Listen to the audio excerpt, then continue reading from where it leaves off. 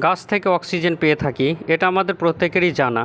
কিন্তু এখন আমি যে পাইন গাছগুলোর ব্যাপারে জানব, সাদা পাইন, লাল পাইন, জ্যাক পাইন, তিনটে পাইন গাছের কথা বলা হচ্ছে। এছাড়া আরও অন্যান্য গাছগুলো আছে, সাদা পাইন, লাল পাইন, জ্যাক পাইন।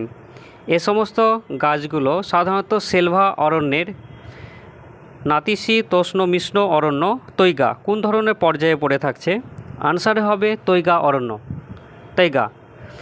সাদা পাইন, লাল পাইন, জ্যাক পাইন। যে তৈগা, তৈগা কথার অর্থ হচ্ছে পাইন বনাঞ্চল। পৃথিবীর বৃহত্তম সরলবর্গীয় এই বনভূমি তৈগা। তৈগা অঞ্চল ফিনল্যান্ডের পূর্ব ভাগ থেকে আরম্ভ করে পূর্ব দিকে প্রশান্ত মহাসাগর অঞ্চল পর্যন্ত বিস্তীর্ণ জায়গা জুড়ে আছে তৈগা। এই তৈগা অরণ্যের সাদা পাইন, লাল পাইন, জ্যাক পাইন যেগুলো, সেগুলো ছোট, পুরু এবং সুচালো আকৃতির পাতাগুলো হয়ে থাকে।